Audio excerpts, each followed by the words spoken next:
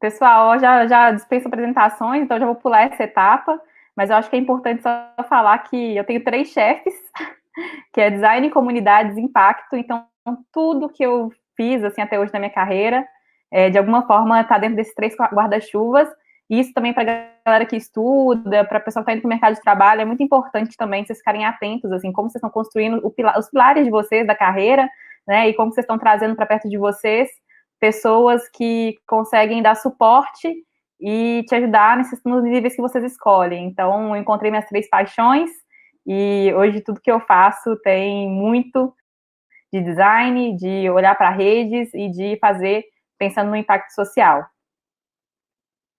Já vou direto ao ponto, que é o nosso tema de hoje, que é a parte de experiência do usuário.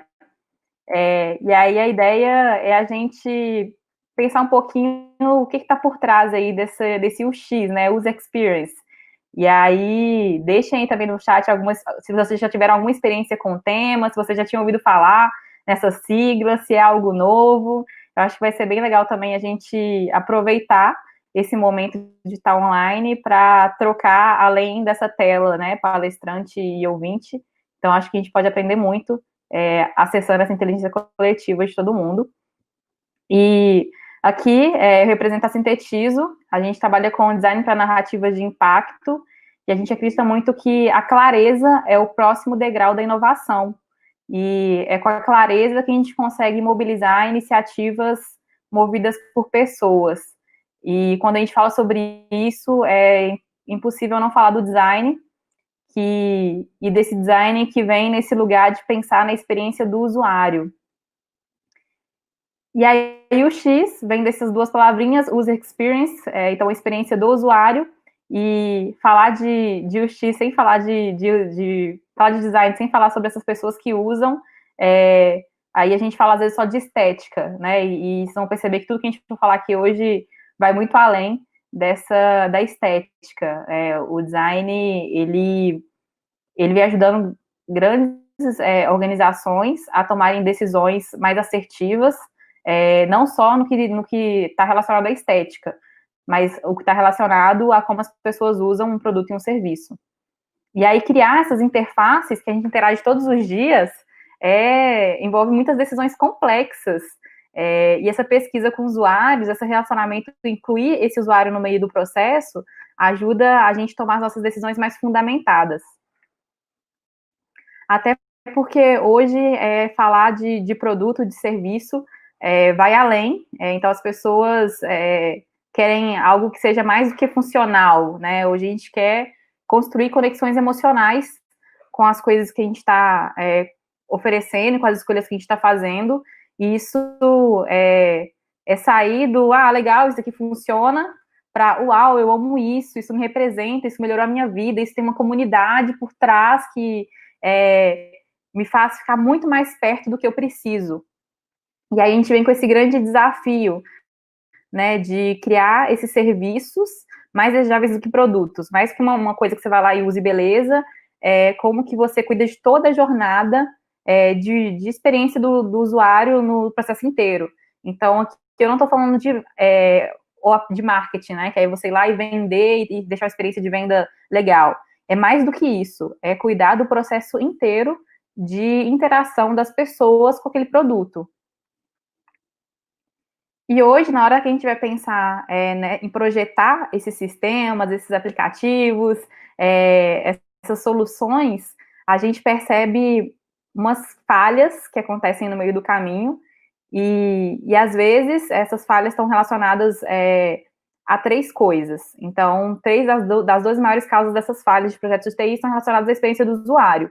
E aí, 3 delas. Requerimentos não definidos, então a gente começa às vezes o projeto sem saber informações básicas, aí sai todo mundo para desenvolver o projeto achando que já sabe, e não foi consultado o usuário, não foi consultado realmente decisores importantes do projeto, e aí a gente vai para desenvolver sem antes fazer essa pesquisa mais profunda. Então, esses requerimentos são um dos motivos que esses projetos falham. O segundo, a falta de comunicação entre usuários e desenvolvedores, e aí para quem é de engenharia ou ciência da computação, é importante a gente repensar também, né, como que a gente cria essa ponte com todas as pessoas envolvidas no projeto, não só nosso time de desenvolvimento, e aí, por às vezes não ter essa comunicação, essa interface com quem usa, da parte dos desenvolvedores, o projeto também falha, e às vezes também porque nem é o papel do desenvolvedor, né, também guiar esse ponto, e aí fica aquele delay, assim, da solução para o que está sendo desenvolvido. E o último, política dos stakeholders, que aí são porque as partes interessadas estão decidindo coisas diferentes. Então, isso também é uma coisa que falha no projeto de TI. E ter a experiência do usuário num projeto de tecnologia poupa até 50% o retrabalho dos programadores e é até 100 vezes o custo maior de um erro depois do desenvolvimento. Então, às vezes, todo aquele tempo da equipe de engenharia de desenvolvimento que está lá produzindo, muitas vezes sem esse norte, né, consolidado, a experiência do usuário vem ajudando a criar essas decisões mais embasadas. E aí o X, ele pode ser, sim, um molho secreto, principalmente porque quando a gente fala de tecnologia, vou falar de tecnologia básica, que é, sei lá, o celular. Hoje, quando a gente olha para os celulares, não sei se já teve essa experiência com você, vocês pegarem, às vezes, o celular da sua irmã, ou da mãe confundido de uma amiga, achando que era o seu. Porque hoje, não necessariamente, visualmente falando da tecnologia dessa forma, você consegue diferenciar. Porque o que diferencia, às vezes, é a experiência de uso daquele produto, né? Que, às vezes, você precisa do celular que tem mais memória, sua mãe precisa de um celular que tem menos memória, você precisa de uma câmera melhor, outra pessoa precisa de outras funcionalidades naquele mesmo equipamento, que tange, sim, a experiência do usuário. E aí nem todo mundo é designer, a gente sabe disso, mas todos precisam ter esse usuário como estrela norte na hora de criar e na hora de desenvolver. E tudo isso para a gente parar de apanhar nossas decisões mal fundamentadas, que a gente chama de passar batom no porco, né? De achar que você vai vir no final, chamar um designer para o projeto e ele vai só deixar bonitinho e está resolvido. Não é sobre isso. Não adianta incluir o design no final do projeto. A gente fala muito que o design tem que ser incluído desde o primeiro dia para ajudar a acessar essas informações e levar clareza para o processo. Então, o profissional que trabalha com a experiência do usuário, ele tem esse papel de explorar, de descobrir, de testar, de analisar e trazer esse usuário para perto do desenvolvimento do negócio, buscando projetar soluções para que o projeto seja um sucesso. E aí, vai além, então, só desse visual, existe todo um processo que a gente segue, desde a estratégia do negócio, definir escopo, acompanhar essa estrutura, aí sim desenhar os protótipos e as interfaces, para então fazer a mudança mais inteligente no visual. E aí, quando a gente fala desses universos, a gente percebe uma diferença, porque muitas vezes, quando você fala de UX, vem uma sigla junto, que é o I, que é a parte de interface, usa a interface, e aí, nesse momento, qual que é a diferença desses dois? O X, profissional que trabalha com experiência do usuário, com essa parte de experiência do usuário, ele não necessariamente é um profissional que está atrás da tela do computador, fazendo cor e definindo essas diretrizes visuais. Ele, normalmente, é um profissional que está na rua, está realmente pesquisando, conversando com as pessoas, trazendo esses insights, essas ideias para a mesa, para que todo o time tome decisões. E aí isso envolve psicologia, envolve estratégia, envolve muita pesquisa, muita entrevista, compilar essas entrevistas. E do outro lado, o profissional que trabalha com a interface, ele pega o que o profissional de UX coletou e transforma isso em elementos visuais. E aí sim entra toda a parte bonita, né, que a gente vê na hora que chega o produto na nossa mão. Isso é tão forte, esse papel desse líder criativo dentro das iniciativas, que em menos de 4 anos, olha como é que eram os números desse profissional dentro das empresas. Antes, eu vou pegar a IBM, e tem até pessoas da IBM aqui, mas a IBM antes tinha um designer para 72 desenvolvedores. E aí imagina, né, esse profissional do design sozinho, no meio daquele tanto de desenvolvedor, olha que desafiador. Mas eles perceberam que o fato de ter esse profissional criativo na equipe mudava a forma como a equipe começava a desenvolver a solução e como que o processo e as pessoas iam ficando mais criativas na hora de fazer. E aí, em pouquíssimo tempo, várias organizações e empresas começaram a colocar, cada time de 8 profissionais tinha um designer levando defendendo esse usuário, ajudando as pessoas a pensarem de forma mais empática, de forma mais cocriada e incorporar mais também essas ferramentas de experimentação dentro dos projetos. E aí, isso gerou um boom até no mercado, porque não tinha profissionais suficientes até hoje, né? Existem muitas vagas no mundo, no Brasil, para esse profissional, que não estão sendo ocupadas, porque é uma formação específica e as próprias graduações ainda estão com esse desafio de entrar nessa pauta 100%. Então, hoje, quem avança nessas temáticas já consegue rapidamente estar no mercado de trabalho e ganhando salários muito bons. Fica a dica. E o que pode ser melhorado na hora que você incorpora a experiência do usuário? Menor custo de aquisição do cliente, aumento de retenção dos clientes, né, no processo como um todo, aumento do market share, aumento de visitantes, aumento de cadastro das pessoas e diminuição de abandono na hora de viver a experiência toda de acesso. E aí, a cada $1 investido, aliás, a cada $1 investido em usabilidade, pelo menos $100 retornam. Então, o impacto é gigantesco. A gente não tem dúvida de que fazer realmente um projeto considerando isso é seguro e faz a gente errar menos. Mas como fazer isso, né, pessoal? Com estratégia. E aí, estratégia existe método, existe processo, e é importante cruzar essas 3 camadas, né, de quando está criando, que é a visão do negócio, a visão das pessoas e a visão da tecnologia. E isso eu digo porque a gente também a gente é um defensor do usuário, sim, mas a gente também não é falar assim, muita gente fica com medo de desenvolver o usuário e de pensar assim, eu vou ter que fazer tudo que o usuário mandar? Isso eu vou mudar meu negócio, se eu ficar fazendo tudo que as pessoas querem, pelo amor de Deus. Então, isso também ajuda a gente a não ficar cheio de vieses, assim. Então, quando a gente fala de envolver os usuários, não é ficar ouvindo todo mundo e incorporar o que todo mundo está falando, mas é de escutar as pessoas, observar padrões e comportamentos e, com base nisso, tomar decisões. E essas decisões são cruzadas, assim, com qual que é a estrutura que o negócio tem para poder realizar aquelas mudanças, qual que é o contexto, isso é muito importante, então não chegar de um jeito atravessado, né, falando, porque eu vi as pessoas, tem que fazer isso, mas às vezes o cara não tem dinheiro para fazer aquilo, às vezes ele não tem a equipe para poder fazer aquilo, e aí a gente tem que repensar o caminho. E o terceiro nível é tecnologia, que aí também não adianta também, às vezes a gente vir, o usuário, ele querer um caminho que a gente não consegue tecnicamente viabilizar. Então, é importante que tudo isso converse. E até para a gente também que é da área de experiência do usuário, não adianta também a gente propor algo que também o desenvolvedor não vai achar viável, né? Então, a gente tem que dialogar fazer essas 3 áreas dialogarem sim, sair do nosso setor para poder ir co-criar junto. E aí a gente usa esse diamante duplo aí, que é onde a gente começa a perceber o caminho para encontrar essas respostas. E aí a gente está sempre abrindo e fechando, que é convergindo e divergindo.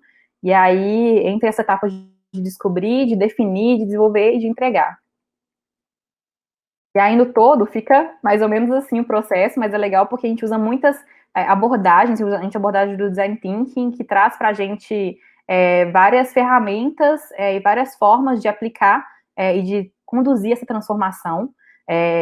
E aí vai desde a parte de imersão, que é questionários, entrevistas, documentação, essa parte de definir, de localizar o significado, de trazer isso para o time, de encontrar esses padrões, de contar essas histórias, a parte de desenvolver, que aí vem a parte de desenhar esses wireframes, que é umas telas, um esqueleto de como poderia ser esse site, ou essa plataforma, e aí é legal porque aqui a gente tenta sempre fazer as coisas em baixa fidelidade, ainda não entregar o design bonitão com as cores, porque a gente quer receber feedback muitas vezes do processo, e se você já manda com as cores, a pessoa dá feedback de eu queria o botão vermelho, em vez de falar que, aquela ferramenta ali não é estratégia que está ali, né? Então, essa questão de coletar o feedback, de escutar de um jeito inteligente é importante. E aí sim, a gente vai para a parte de entregar, e depois a parte de envolver, e que aí é passar realmente para o desenvolvimento de um jeito mais seguro. e de voltar e implantar essa cultura de teste na organização como um todo e no produto como um todo. E aí o que acontece muitas vezes é isso daqui, né? As pessoas saem e falam assim, nossa, nós estamos pensando a mesma coisa, é claro que eu te entendi. E aí na hora que a gente vai desenhar, a gente percebe que cada um está pensando de um jeito, e aí o processo de design, ele vem não para falar vai para um lado, vai para o outro, vai para o outro, mas aí para escutar essas questões e transformar isso numa coisa tão boa quanto. Até porque a diversidade de pensamentos, ela gera inovação. E aí, se eu pudesse falar assim, pessoal, agora é o próximo passo. Então, você tem um projeto na faculdade, você tem uma ação para poder fazer, o que você já podia começar fazendo agora?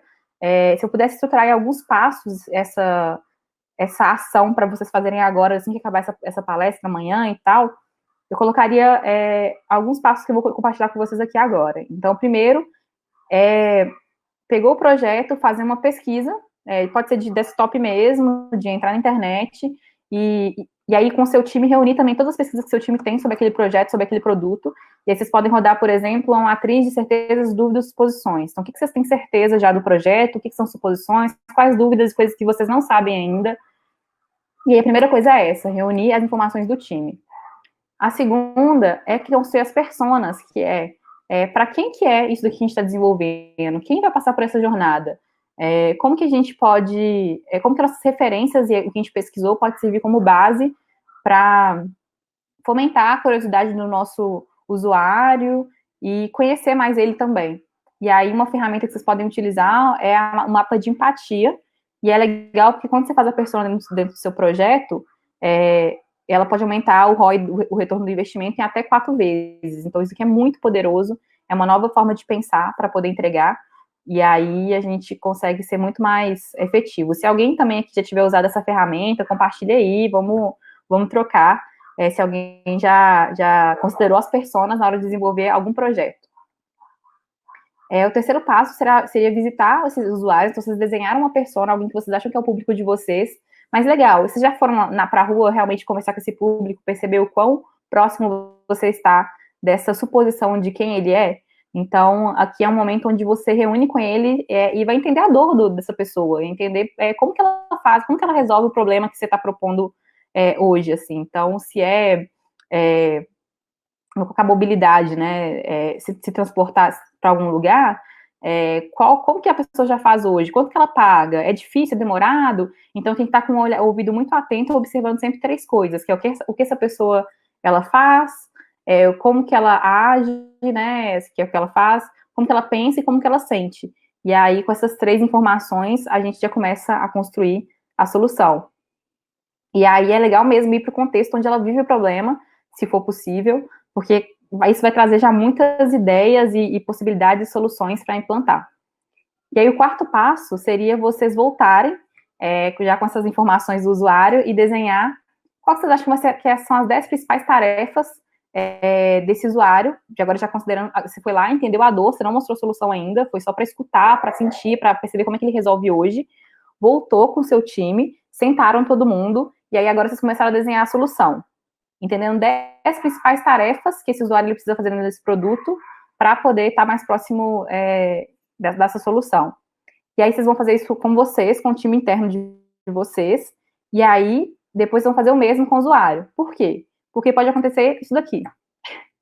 Vocês desenharem todo esse caminho maravilhoso de como poderia ser, e aí na hora que vocês perceberem na prática como que ele quer usufruir desse produto, ou como ele está usufruindo, ele está indo por esse caminho mais fácil, ou diferente, ou que vocês não tinham pensado antes. Até porque entender a jornada é diferente de entender o processo. E aí a diferença de entender a jornada para entender o processo é porque a jornada, e aí processo, olha só, tô falando engenheirês. E aí qual que é a diferença dos dois? Porque a jornada tem muito a ver com a perspectiva do usuário, de quem usa aquele produto. E o processo, muitas vezes, está relacionado à perspectiva interna do seu projeto, da sua equipe, da organização, que é qual que é o passo a passo que vocês fazem internamente para viabilizar aquela transformação. Já o que eu estou falando aqui é a jornada do usuário. O que o usuário faz para poder usar o que você está oferecendo?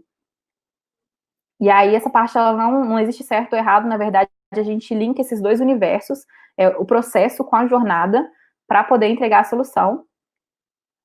E aí a gente está chamando isso de blueprint do projeto, que é desenhar quais são os pontos de contato que ele vai ter com o seu produto. Então, vai ser o e-mail, vai ser o site, vai ser uma ligação, e como está a experiência dele dentro desse contexto. E nessa parte de baixo, que é o processo, quem que vai, se é o ponto de contato é um e-mail, quem que dentro da organização vai mandar esse e-mail? Quem vai revisar esse e-mail? Né? Como que vai ser esse suporte? E aí é legal porque a partir disso a gente já começa a desenhar essa experiência mesmo do usuário dentro do produto como um todo. E aí é legal porque isso vai gerando para a gente um radar de como tá esse sentimento mesmo em cada momento, em cada fase. E aí é aqui, gente, que tá o ouro de qualquer projeto que você desenha. Porque quando a pessoa consegue desenhar uma experiência que garanta para esse usuário uma experiência, um sentimento de uau em todo esse processo, essa jornada, é o que muda o jogo. Isso daqui é o ouro de qualquer organização, de qualquer projeto que queira desenhar uma solução para alguém. E aí é legal porque isso aqui não é... Para a pessoa copiar uma experiência inteira, é muito difícil, assim, uma outra organização. Porque não é um produto, né, apenas, assim, mas é uma experiência.